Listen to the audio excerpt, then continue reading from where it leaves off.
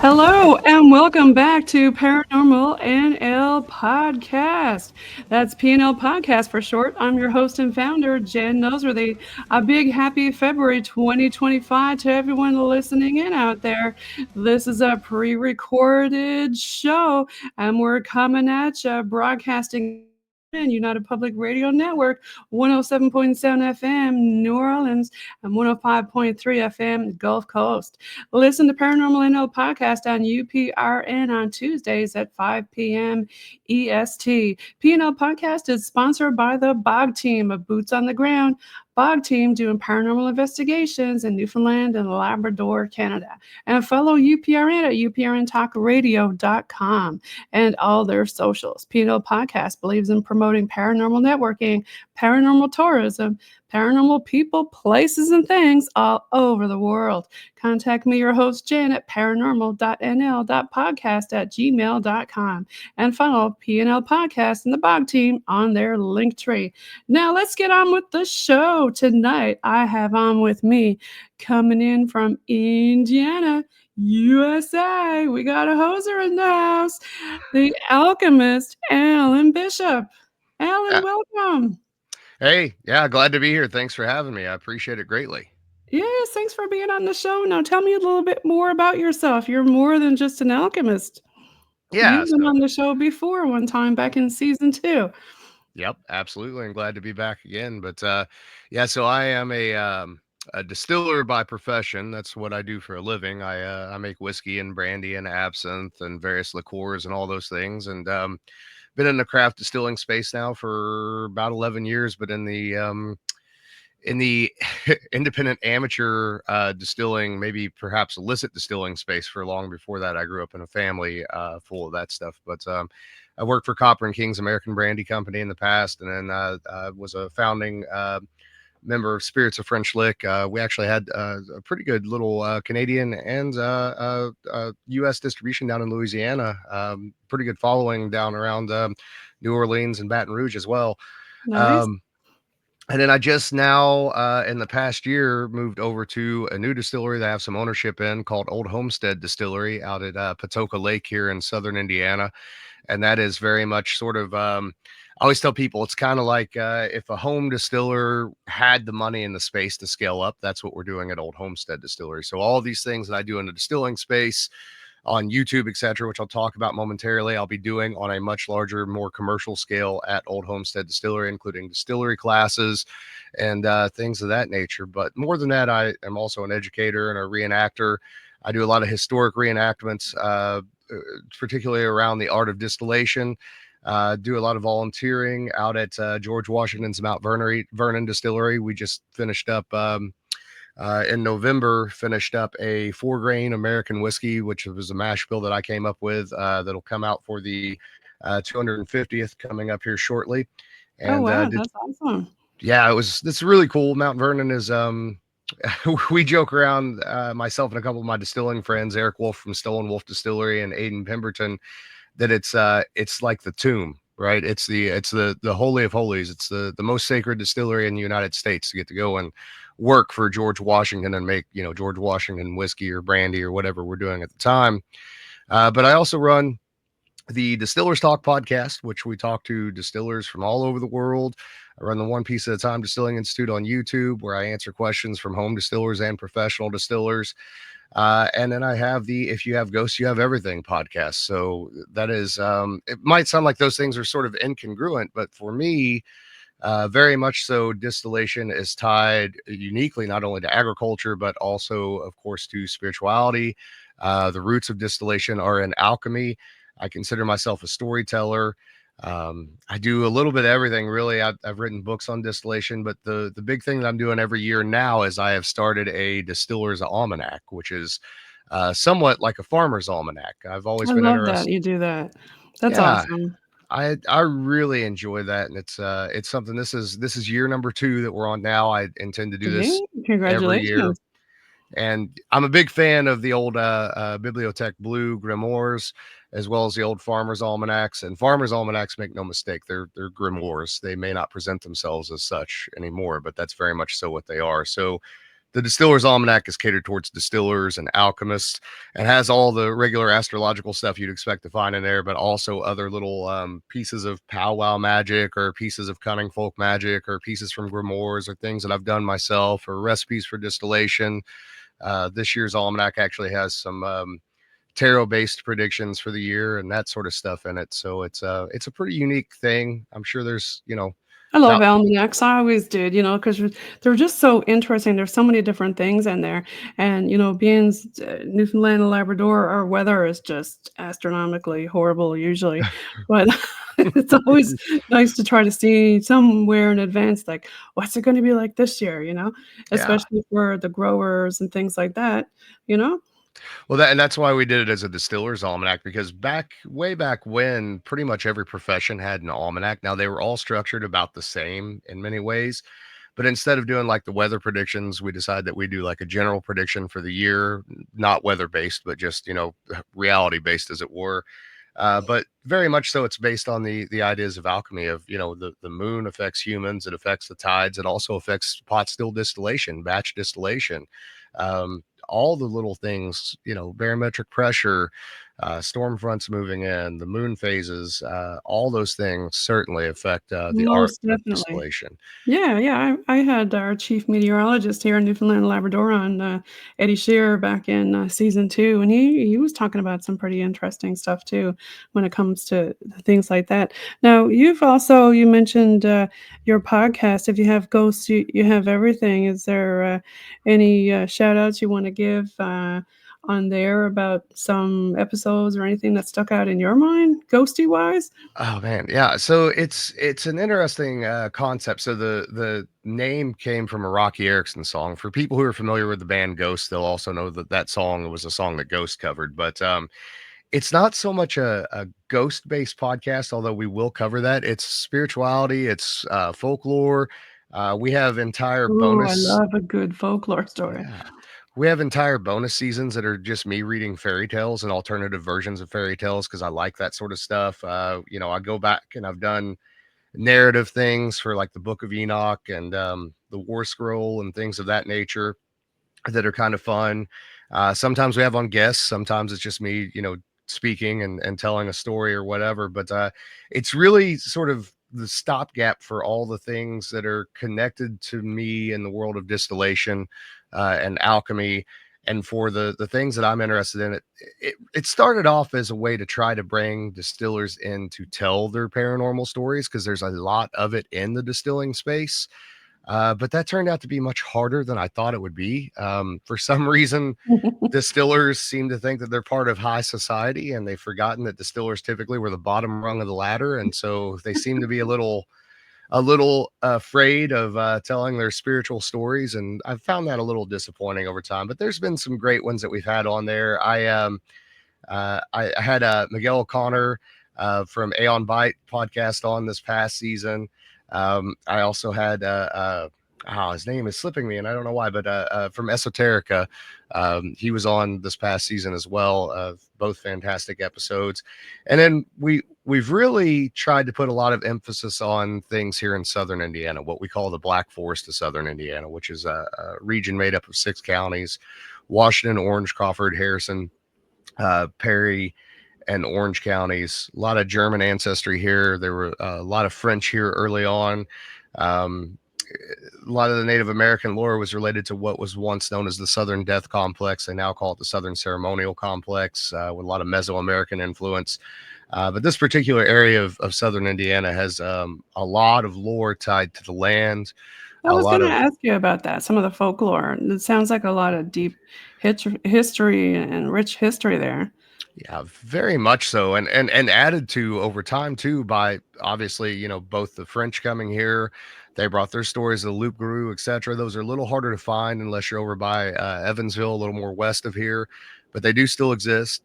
And then definitely the Germans that came to this region in particular. Now they would have come out of Virginia and the Carolinas and Maryland, but going back, they would have all been Palatinate Germans, and Okay. so they brought all that folklore with them to this place that was already, in my opinion, very haunted, very spiritual in nature. A lot of people have probably heard Kentucky was called the dark and bloody ground, and that's somewhat true.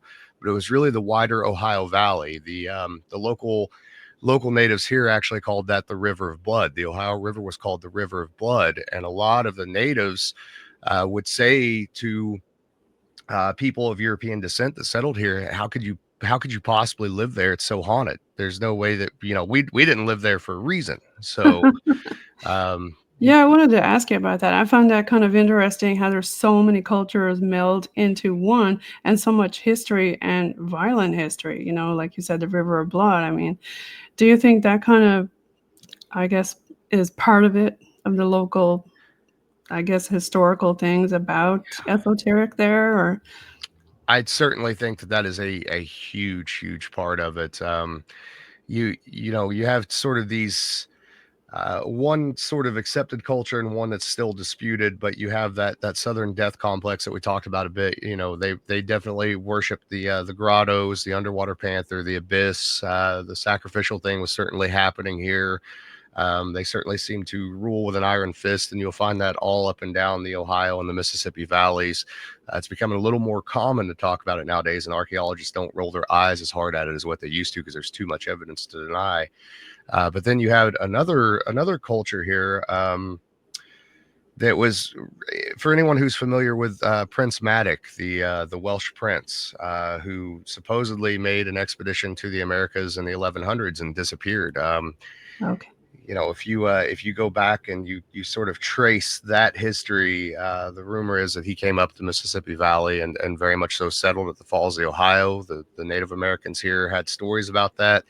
The Lewis and Clark expedition and George Rogers Clark, several of the early prominent names sort of around the Louisville, Kentucky area, they talked about what they called Battle Creek. There's still a creek there called Battle Creek. It was full of skeletons wearing Welsh armor. There was an island covered with skeletons, some described as giant. We're all sort of familiar with those giant stories here in America.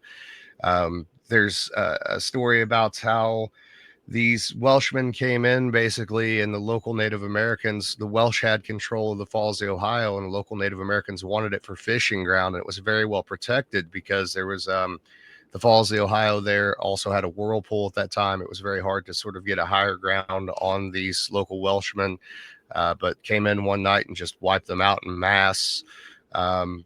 Very strange stone box graves are found all over southern Indiana. There have been Roman coins found around southern Indiana, specifically around where the bridges were built between Louisville and southern Indiana. Okay. Gentleman named Dana Olson is a great author who wrote a couple books about Prince Madoc and his expedition in the 1100s. But kind of going back into that sort of haunted history of this place, of course, that leaves a scar, here on the local land. To the extent that, the local cultures of Native Americans, and this is a strange little piece of history, but between Louisville, Kentucky and Jeffersonville, Indiana, going sort of northeast on the river, you have to go about 70 or 80 miles before you find another civilization. And the same is true if you go southwest down the river. There's a very clear delineation of whatever was going on here in the Ohio Valley. The natives at that time wanted nothing to do with it. They wanted to stay away from it. Yeah. Yes, and wanted to be able to see upriver or downriver if anyone was coming their direction. To sort of trace all this back, and this is stuff that I've been wanting to put together for a long time with If You Have Ghosts, You Have Everything. But for anyone who is familiar with any of the familial dragon blood, Scythian background, Druidic background, that sort of thing. If you trace the Druidic lines back far enough, you get them back to Scythia, back to that dragon blood thing. And the Welsh were the last of the fairy blood in England at that time. And when they get pushed into the mountains, they get pushed up against the coast, and eventually there has to be somewhere else to go, right? Right. Yeah. So it's not that hard to believe that a ship culture like the Welsh could have found their way here pretty easily, and maybe not been able to get back or never intended to come back one way or the other. But that could have easily happened for sure. Mm-hmm. Yeah.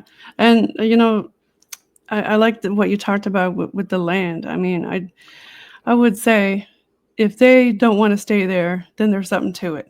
Right. Yeah. So do you have any of your own personal experiences, Alan? Yeah, quite a I've got quite a few of them.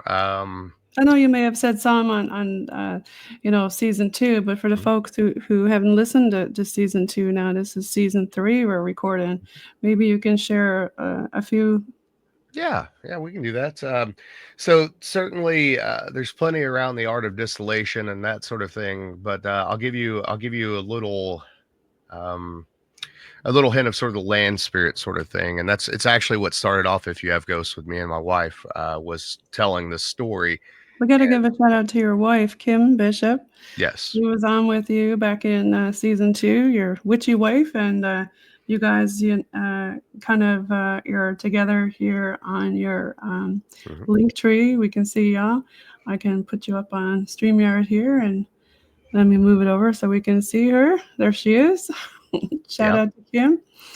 Yeah, she keeps me in line, and she's an excellent reader of tarot, and She has is. her own thing that she does as well, and I love having her on if you have ghosts when she has time to be on here and she's not doing a Yeah, million other things. So she was on also with me, and JJ Rose 777 and Jace. They have their own Three mhm, Sirens podcast. Yeah. So yeah. now you were talking a little bit before. Mhm. So, where we started with if you have ghosts, you have everything. So the episodes 2 and 3 are called the trickster episodes, and so the Trickster trickster, episodes. of course, Okay. is an old archetype. It's usually related to a land spirit or maybe a jinn or that sort of thing. But usually a messenger of some sort. And many years ago, this was in, I think, 2008 or so now, if I'm remembering right. But you can go back and listen to those episodes and find it. My family, including Kim, who at the time was my fiance, my mother, my father, my cousin down the road, our neighbors, we all experienced some very strange things that happened here in Pekin, Indiana, and we thought it was sort of isolated. Now, it's a little odd if it happens to multiple members of your family, but once it starts to include neighbors, etc., and then years later you start to get other stories from other people who have experienced similar things, you Yeah, then start it starts to get a bit strange, right? yes, yes. So we are located in Pekin, Indiana, which is about 30 minutes north of Louisville, Kentucky. My farm is right next to the old Louisville New Albany Railway. They're now turning into a walking trail. Um, Well, Railroads they have, did that to our railroads too. They tore them all up, and now they're yeah. mostly used for ATVs and walking and skiing. Yep. Yep. It's a whole thing. But it's gonna be interesting to watch people to see what people report when they start walking this trail is what I would say. I was Because just gonna ask you that. there's Yeah. nobody that's lived in this little region for very long that believes in anything whatsoever that hasn't had some kind of experience is what I've learned. So basically it I don't even remember where it started at, but I guess it really started with we on our farm, 40-acre farm, located about a half mile outside, well, about a mile outside of Pekin, and then about a half mile away from the highway. Sort of, nobody else lives back there. We had greenhouses at the time. I was farming at the time, doing organic produce, and it started with hearing odd things in the woods, hearing odd. I don't really know how to explain them. Screams, whatever you want to call them, growling noises, etc. It kind of started off with that sort of thing, that sort of More like a uh, Bigfoot sound, or yeah, that yeah, kind or of animalistic kind of thing. traditional Bigfoot sort of thing. And my family's always believed in all these sort of things, so it's not hard for me to make the leap of logic. Like it doesn't sound like anything else I know in the woods, so clearly Right. it's Yeah. Bigfoot or whatever. Mhm. But the long and short of it is it cascaded. There was a cascade of events that happened over a multiple year period. So, including things like a neighbor calling one night and saying, "Hey," and this is a neighbor who, as serious as he can be about life, never. I can't imagine that the guy ever thought about anything paranormal ever being real in his entire life. He had a little area that was planted on the backside of his farm that abuts our farm for wildlife. And I can't remember what he had planted in there, but he called one night freaking out. And older gentleman, he's like, you and your dad need to come back here right now. I don't know what I'm looking at, but to me, it looks like you. And he literally, like, you could tell he was questioning himself. Literally, the only thing he could say is, it looks like when you see a crop circle on TV. Oh, And there's a okay. very strange call to get from him. And we went back and looked at it, and that's what it looked like. The grass that was planted there, I think it might have been sorghum, is what I think it was. It was all bent at perfect angles, but not broken, Hmm. in perfect circles. There wasn't like any intricate design or anything of that nature, but clearly something weird had happened there. There were no trails in, no trails out. A very strange sort of thing. We had a couple of dogs that were one of the dogs, both of which were beagles, so not large dogs, but the lemon beagle, the older male beagle, he would chase coyotes, and I've seen him roll a coyote before, so he Yeah. wasn't scared of anything. But they got to the point where you'd hear this thing out in the woods, those dogs would run back to the house, and he would literally hit the front door so hard it sounded like he was going to tear the door down. Oh my And gosh. So he wanted to get in, like, he he wanted wanted in. away from whatever it was. And then when he came in, he would not go back out. He would Aw, go hide somewhere and shake. The little aw. dog got tore up twice by something. It didn't kill her, but it ripped her up to the extent that we had to take her in and get stitches 2 different times for that could have been an animal, whatever. But some of the things that happened in between, I, they defy any kind of logic with it being an animal. And to be honest, they defy the logic of it being a Bigfoot. I'll give you some examples of that. So as more and more people are noticing these things happening, including the neighbors start talking about seeing large cats coming out of their barn, like mountain lion sized cats that we aren't supposed to have here in southern Indiana. Almost always black cats, right? That's Okay. another one of Yeah. those strange paranormal tropes for some reason. They Yeah. don't ever seem to mess with anything, but they seem to exist for whatever reason that they exist. And nobody's ever killed one. People hunt here all the time. So what is that exactly? But let's say we would be listening to something about Sasquatch or Bigfoot, or watching something about Sasquatch or Bigfoot on TV. That activity would ramp up outside to the extent that one evening we got a phone call while we were watching a show about Sasquatch from my cousin who lives just down the road and in the woods. He lives in the edge of the woods. And he said, "Hey, are your animals inside?" And we said, "Yeah." And he goes, "Well, something's out here and it's being tore up." Oh, What? okay. Well, we Yeah. walked out on the porch. And it's to this day, I can't explain the sounds that we heard. It sounded like 2 huge monsters, for lack of any other word, fighting with each other. And it sounded like they were tearing each other to pieces. There was screaming, there was growling. It sounded like literal trees were being broken over, not branches. It sounded like big trees were being knocked over back behind his house. Wow. And so we listened to it for a while. You could hear the vocalizations of whatever it was. They were loud enough and deep enough in frequency that you could literally feel it in your chest. Just like, That's like infrasound, like real deep, yeah. yeah, very, very unsettling. And of course, being the curious redneck Hoosier that I am, I had to go out the next day and go see if I could find anything. I was So gonna ask you, did you go out and see and look around? oh yeah, yeah. I went and looked, and no blood anywhere, no tracks anywhere, no broken trees, no broken branches, nothing, no sign of it whatsoever. We started finding large dog prints, like Dog print. very large, like bigger than my hand dog Could prints. it be like Dogman instead of Bigfoot? Well, and so that's logically where our brains go at that time. I think the only thing I knew about Dogman at that time was the Beast of Bray Road story, and maybe the Michigan Dogman, right? Because Right. Dogman at that time wasn't really a popular trope on that level. Mhm. But then we're sitting at home one night, and my dad, my grandpa used to have this saying. He would, if it was going to snow, because he didn't want to have to go to work, he would joke and he would say, "I hope it snows asshole deep to a tall Indian." Right? Why? I don't know. It's just something that he said.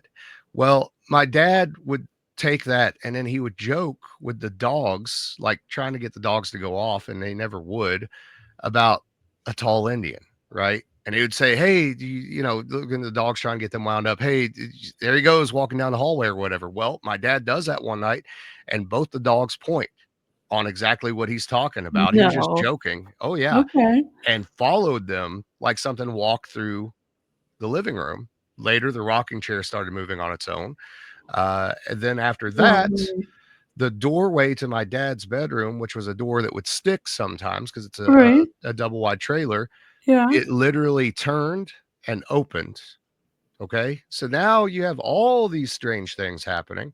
Could it be like a trickster? Like, 'cause it seems like whatever you talk about, it morphosizes That's into that. That's exactly what it was doing, and to the extent that somehow one night, and who knows, maybe we're watching Monster Quest or something, there was something about, puckwudgies, and Right. so we're sitting on the couch, me and Kim, and then my dad and mom are in the living room, this is at their house, and we hear footsteps run across the roof of the house, and it literally sounds like somebody's let their five-year-old child run from one end of the house to the other end of the house.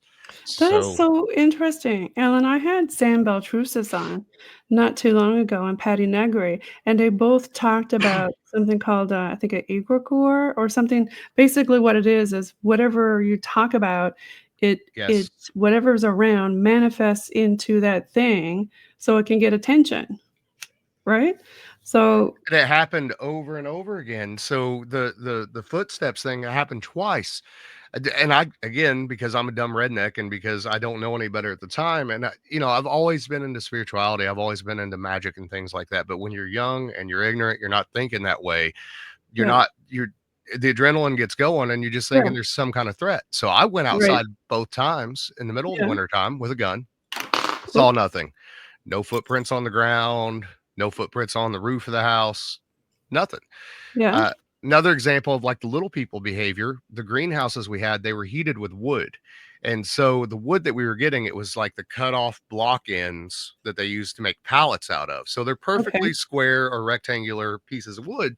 right, Well, me and Kim were in the house, fell asleep. She got ready to go home. It was, 2 or 3 hours after I should already put wood on the stove, etc. We went out to the greenhouse. Two interesting things. That fire should have been out as soon as I opened the door. It was like 90 degrees in there. And this is probably December, I would say, if I had to guess. Um, but there's a hole in the greenhouse plastic that's about a foot tall on one right. side. The stove is running. I open the stove to look in the stove, and it's literally looks like a pyramid of brand new, freshly stacked wood that has just lit fire. What? What is that? What Why would anything do that, right? Yeah, that's a bit weird. Unless it's just there to sort of play this game with you, or it's trying Yeah, to send you some kind of message or something. So it was always little things like that, and it got progressively it became more and more, and I haven't even ever told all of it, like, in the Trickster episodes and stuff, because there was too much of it to keep up with. But, another example of something strange that happened was, the neighbor had called. This might have been the night with the crop circle thing. I can't remember off the top of my head, I but was gonna ask you about the crop circle thing. I never Mhm. did ask you. Uh, like, did you see anything weird in the sky or, We did. footprints or whatever? Like, Not that night, we didn't, but several times after that, there were strange things in the sky, strange lights, okay, uh, to the extent of you'd see something and it would seem really innocuous, like it would seem like it was just a standard star in the sky or whatever. But the more that you would look at it, the closer that it would get. But then as you sort of notice that something about that's not right, it would pull away or it would disappear. Now, there was a really weird thing that happened at the end of this, and I will tell you about it in a minute because it does involve something with the sky that was very, very strange that I still struggle to wrap my head around to this day. And I was the only one that experienced it. But I think it was a night with the crop circle. Again, dumb redneck stuff.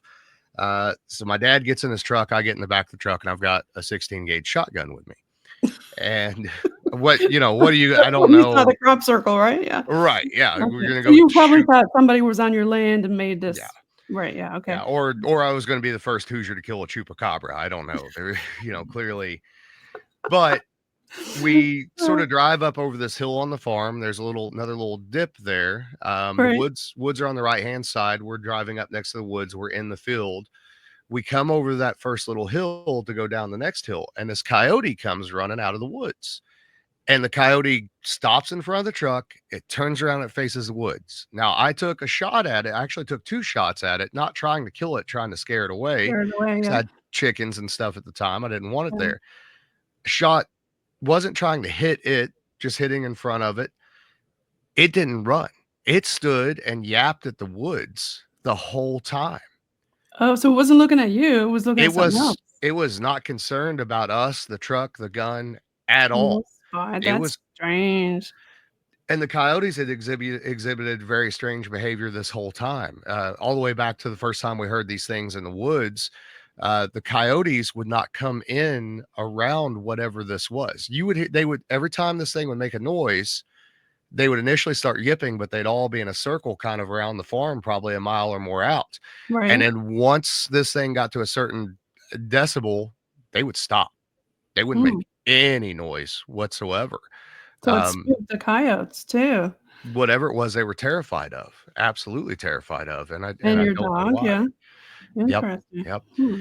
So the weird sky thing, and this is again the part that I still struggle to explain to this day. Now, again, this is probably 2008, 2009, somewhere in that time period, but it's about a half-mile gravel driveway back to the farm. I was coming back from Kim's house one evening and came around the corner of the house we live in now, which is on down by the highway, and I get back to the straight stretch, which is between the woods, the railroad's right there, and then there's a creek on the other side. And I see that there's something in the driveway, and I thought, well, that's kind of weird. As I got closer to it, it got weirder because for all intents and purposes, it looked like a Cessna airplane, but Oh, it didn't have lighting the way that a Cessna airplane would have it. It did have a cockpit, but there was no one in that cockpit. Okay, now like a drone kind of thing? that's what I would explain it as now. At that time, I knew drones existed and, they were using them in Afghanistan and stuff like that. But why would it look like a Cessna airplane? That's Mm. weird enough, right? No noise whatsoever. No, that's weird. No noise, because even drones got noise. And why would it have landed in my driveway to begin with? Right? They're Yes. coming to get you. They're coming to get you, Alan. So again, I get out of the dumb redneck stuff. I get out of the truck and I go to walk towards it. Uh-oh. And this thing takes off, but it doesn't take off like a runway. It goes straight up in the air, no noise whatsoever, and it's just gone.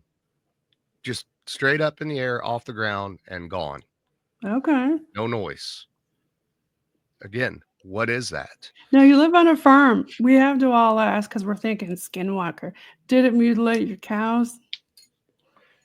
No, we didn't have cows at the time. We had chickens and we had turkeys and guineas.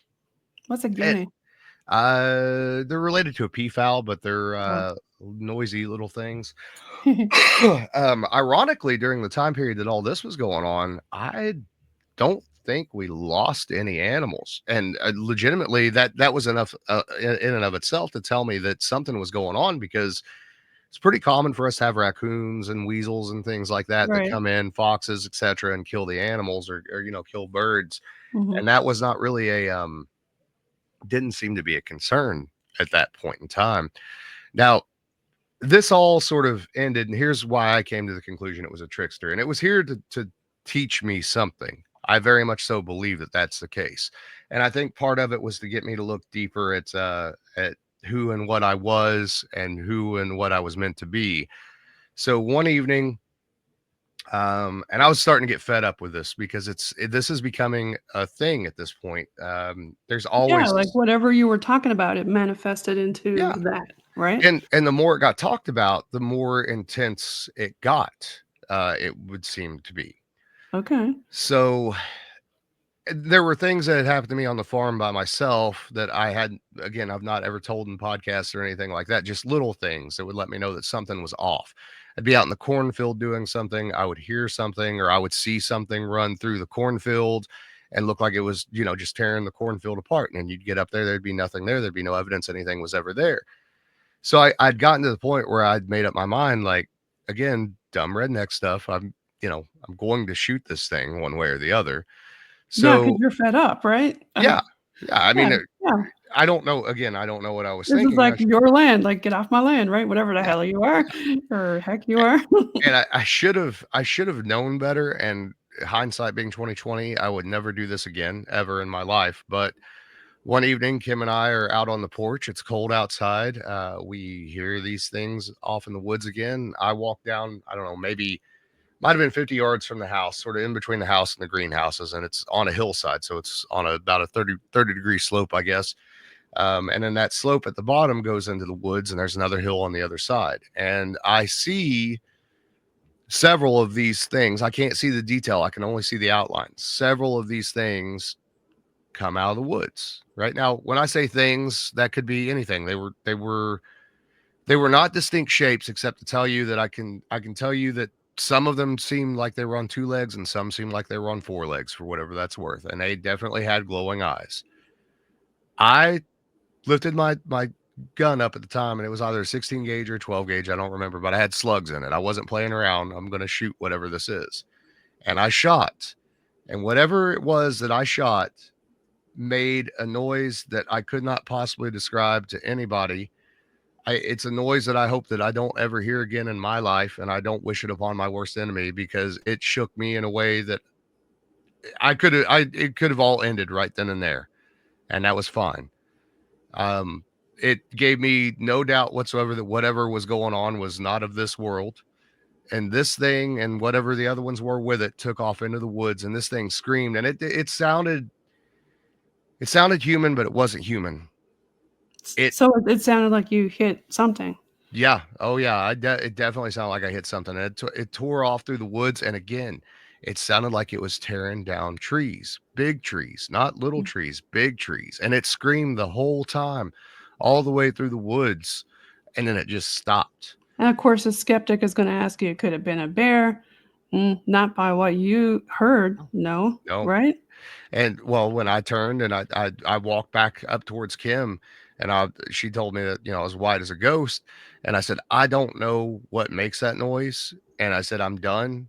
And we went back in the house and didn't go back out that night. And the next day, I mean, for a farmer who knows animals and knows the land, for you to hear something that you can't recognize, that's something.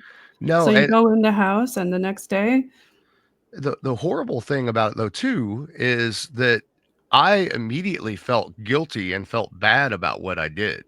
Like, I didn't feel good about it in any way, shape, or form. I felt like I did something wrong. Even though I felt like I was doing it to protect my farm, I felt like I had done something wrong. And I don't know if that's because the noise that it made sounded vaguely human, or if it was, I honestly think it was something much more deeply spiritual than that. I think that well, thing they was say there. sometimes the dogman looks so human, or even Bigfoot, that when people go to shoot it, they see it has like humanoid eyes. Right. Yeah. Whatever it was, it tore me up. But I will tell you this: the next day, I made up my mind that I was going to go back to the woods and go see if I saw any sign of it. Right. Okay, So, right? but this time I made sure I didn't take a weapon with me.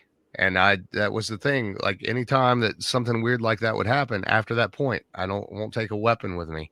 I don't, because I don't think whatever it was there to threaten me. It was there to bring me a message, and I misinterpreted whatever that message was.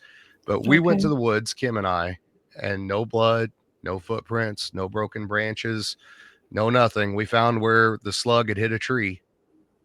That was it. There was Hmm. nothing else, no sign of it whatsoever. And from that day forward, nothing major like that ever happened to me on the farm again.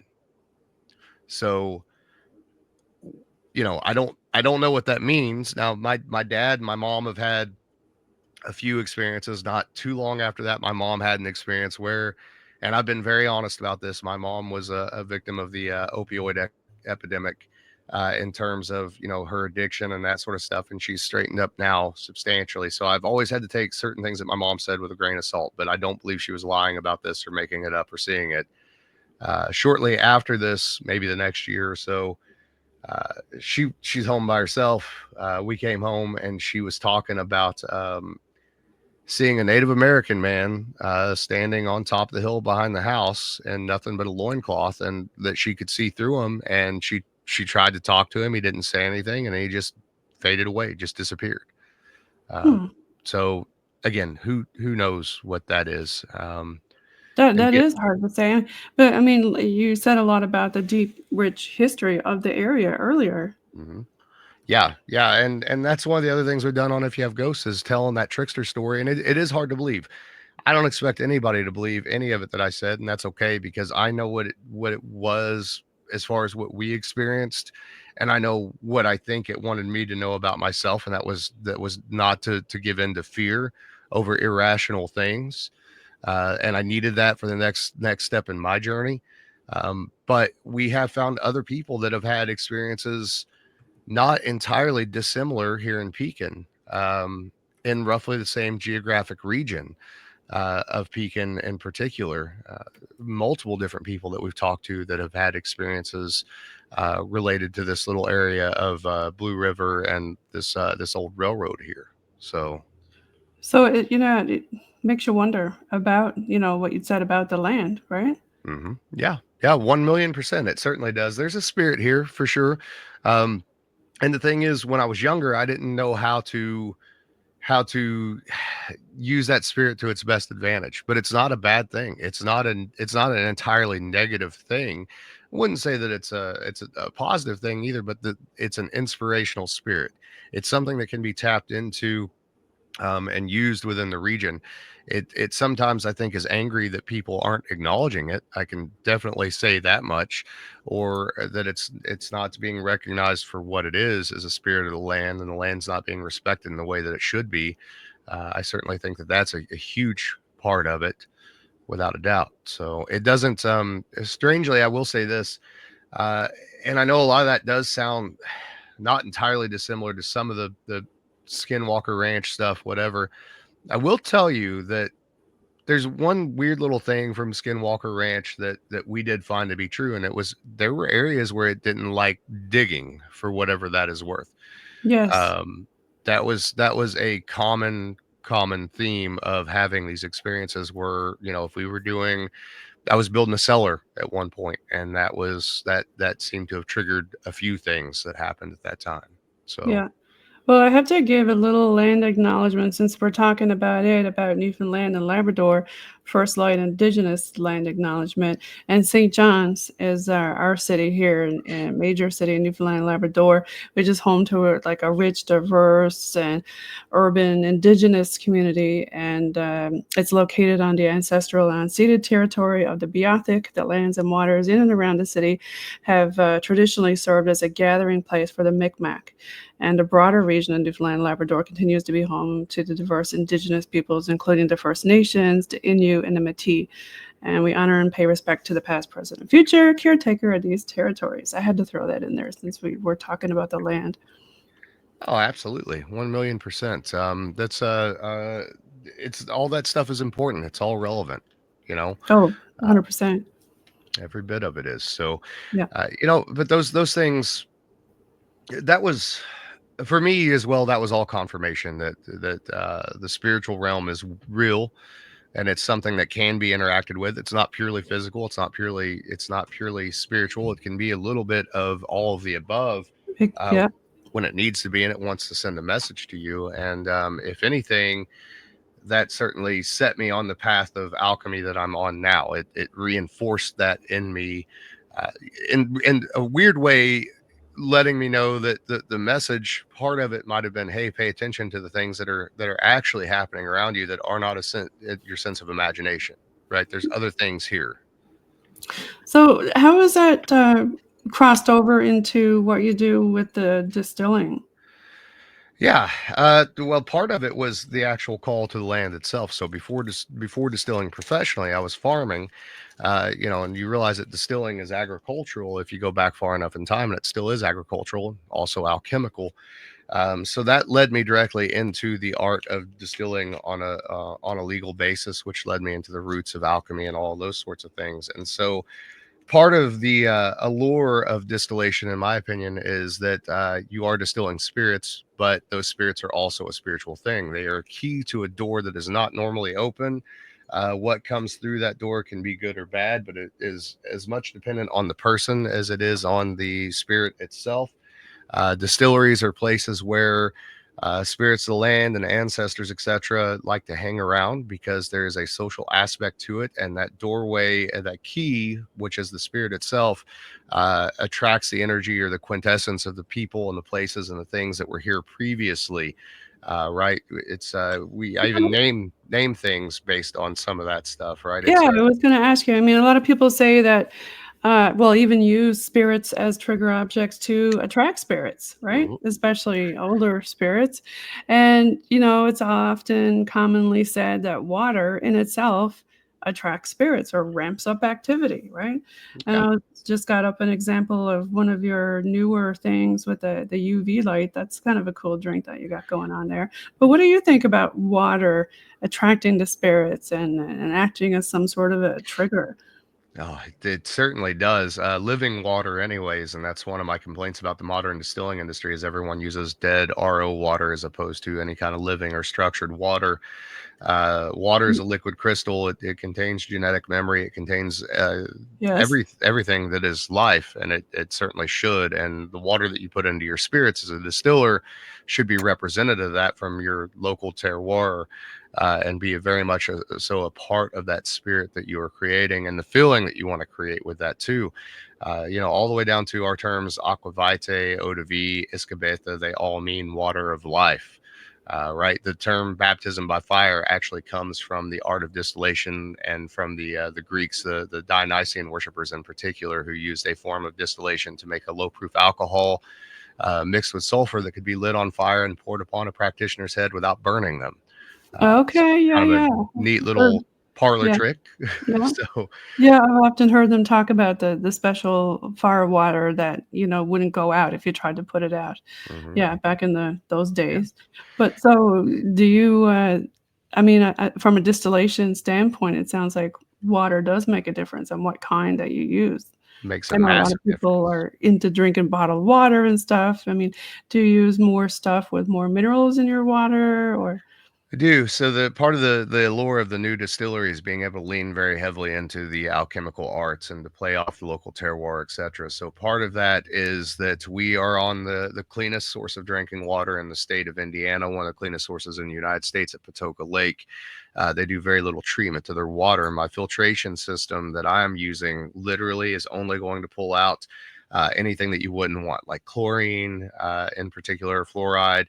We are trying to leave behind as many of the trace minerals as we can. That's actually a part of what that land is and what it's providing to this spirit. And part of spiritual distillation, not only the metaphor of the soul changes that a human goes through, but also paying tribute to those who came before by naming products after them. We want that to be something that they would be familiar with, not only with the aromatic prospects of the spirit, which aromatics are one of the things that it seems like the spirit world really responds quite well to. Mhm. We want it to be something that's familiar to them, something representative of the land and the place. Those scars on the land, we want those there, and we want all the joy and happiness that we can fold into that as well. And the water is a very, very important part of that. So we actually ozone our water to highly oxygenate it, and then we actually structure the water as well. That will be a very important part of what we do. Um, I don't know of any other distillers in the United States that are doing anything like that, which is a shame because I think most modern distillers have forgotten the roots of alchemy and where distillation truly comes from, and they draw the line at well, I make spirits for a living. Those other parts of alchemy aren't that important. Nope, they're all equally important. Oh, 100%, for sure. Do you have a favorite that you make? Yeah, I'm pretty fond of absinthe in general. Absinthe and apple brandy. The heritage in Southern Indiana is apple brandy, but absinthe for me is it crosses boundaries. So it's equal parts the school of distillation, the medical school in Salerno, Italy, and equal parts Greenwich or Granny Witch from the Swiss Alps. It is the closest thing to a tincture alcohol that exists, in that it is almost a solid state distillation. So you're actually making a true one-to-one tincture before you ever distill it. I can't say this as the distiller of Old Homestead Distillery, but as Alan Bishop the Alchemist, I can certainly say that there is a such thing as functional alcohol. Uh, Alcohols that do have physiological effects that are for the positive and for joy and happiness. And absinthe seems to be the best spirit for presenting those things to people in terms of a medicine for both the body and the soul at the same time. I've But heard a lot of people say that about that mhm. type of product that they really enjoy it because of those reasons, right? Yeah. Yeah. And I just got done the green one that you just showed with the UV. That is so for anyone who is familiar with the nine herb charm poem, we basically turn the nine herb charm into an actual spirit, uh, including all of those nine herbs that Odin mentioned, or Woden in that particular case. mentioned in the Nine Herb Charms. So that's a new thing that no one's ever done before. Uh, Highly alchemical, highly pagan, highly in the heath and the heather and all of that fun stuff, or the sticks as we call it. Now, I like that you kind of blend your history with the alchemy, because I know sometimes you highlight a particular person in history and put them on the bottle Yeah. in relation. Do you have a favorite person that you put on the bottle?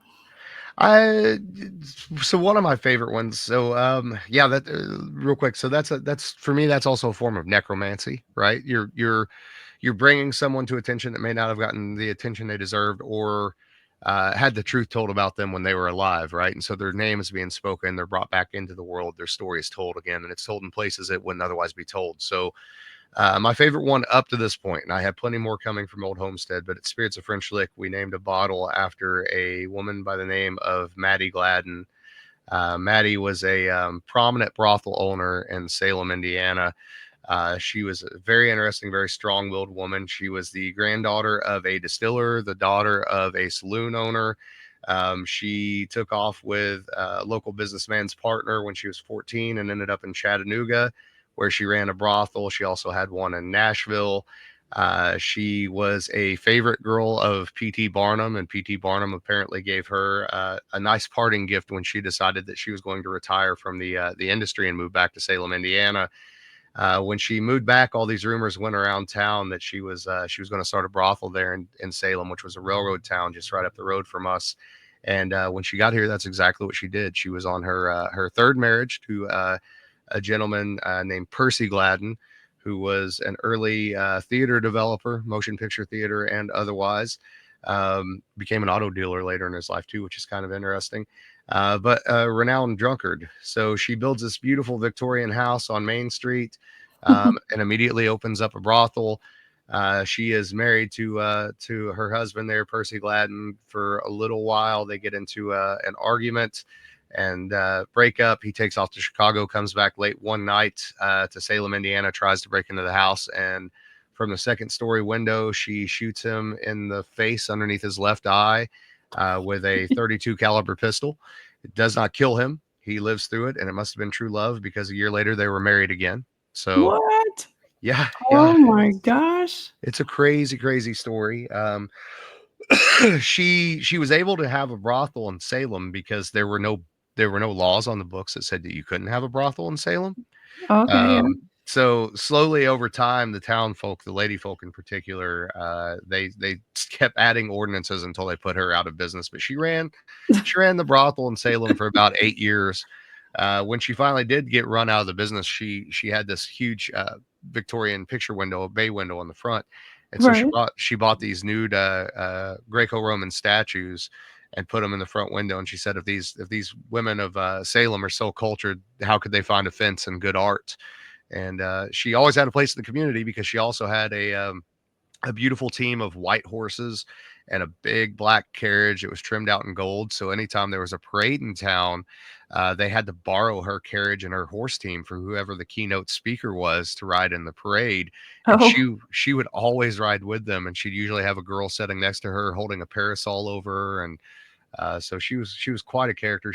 Her son died of Bright's disease, and then she had Bright's disease as well. And she was married one last time. The fifth time she was married was to a local farmer, and it must have been true love because they both prenupped each other, which is kind of funny. But uh, Percy at was that time, she was a bit of an expert, hey? She knew right off the bat, yes, "Yeah, like, come on, let's sign these papers before we sign yeah, the other paper." right. Percy was so enamored with her. His story gets even crazier after she dies. He bought all of her personal belongings at an auction. He had been in the house. The house had a big cellar in it with a dirt floor, and he went down there, and I don't know if she was burying stuff in the basement or what, but he dug holes all through the basement looking for things. He later married another woman named Martha. Actually, I think her name. So Maddie's name was Martha Jane, and I'm pretty Okay. sure this other lady's name was Martha Jane as well. So there's actually a second Maddie Gladden. Oh, Um, no. Very, very strange set of circumstances for sure. But she's one of my favorites. And the gentleman that she worked for when she was a teenager, Lee Sinclair, Of course, he was related to the Sinclairs of Scotland as well. So you get into, a lot of that Rosicrucian, Freemason, Templar sort of thing. Yeah, I was just gonna mention that. Okay. Yeah. Yeah, And I gotta give a shout out to Bota, the Brothers of the Arcana, who I had yes. on earlier. Yeah, yeah, they were really good. Yep. We've got them lined up as well for If You Have Ghosts. I'm looking forward to it. I've really enjoyed their podcast. Oh, you're gonna love them. You're definitely gonna love them. And I hooked you all up because I thought you guys would be Yep. really good together, some brethren. Right. So we're coming up on the station ID section. So I'm gonna give a little shout out here to UPRN. PNL Podcast is sponsored by the BOG team and is streaming pre-recorded on UPRN United Public Radio Network on 107.7 FM New Orleans, on 105.3 FM Gulf Coast, and you can follow UPRN on all their socials. Now let's give a shout out to you and all of your folks. Where do they go if they want to find you, Alan? So thealchemistcabinet.com, that's where you can find most of the things that I do, or links to the things that I do. Of course, One Piece at a Time Distilling Institute over on YouTube. Distillers Talk, wherever you get your podcasts. If you have ghosts, you have everything wherever you get your podcast. And the big thing is oldhomesteaddc.com. So that's the Old Homestead Distillery, but we also have a hotel, we have a winery, we have a brewery, we've got a gas station, we got a marina. It's out in the middle of nowhere. It's a good time for everybody, but we will also be doing various events at Old Homestead in the future, such as distilling classes and alchemical classes. Sometime in the next few years, we'll also be putting together different programming. So we may even do a little paranormal podcast convention sort of thing out there. Nice. Right in the middle of the Hoosier National Forestry. Lots of stories come from there about ghosts and Bigfoot, Dogman, all that sort of stuff. A lot of people on podcasts calling in about the local area. So it's a great place to have it. So you got a lot of stuff going on, and I got your link tree here. I'll put that into the description with your bio so everybody can find it, and you can check out Alan's link tree, and Kim is linked in on there too. Mm-hmm. Yeah, I definitely appreciate it. And yeah, if you're at all interested in almanacs, even if you're not a distiller, if you're interested in magic or folklore or any of that stuff, the Distiller's Almanac, which you can get from the alchemistcabinet.com, that might be right up your alleyway. I mean, there's only a handful of almanacs published every year. It's a dying art form, and I'm all about print. I like print. Digital is great, but I want something in my hands. I'm like you. I like to have the book in my hands. Now you've got your second almanac coming out soon. Is that right? In the next few months now? Yeah, so the second almanac, we're actually finishing up as of right now, December. We're finishing up the editing and the layout. It will be in the marketplace by the end of December 2024. So it'll be available by January 2024, anyways. And next year, the goal is to actually be organized enough to have this thing done. I don't know, let's say October or something like that for the next year, or 2025. Sorry. For the next year, for 2026. Hopefully it'll be done by October this next year, so that we're not, last minute, Right. trying to get it out there. But So I see some guitars there behind you. Are you into the music also?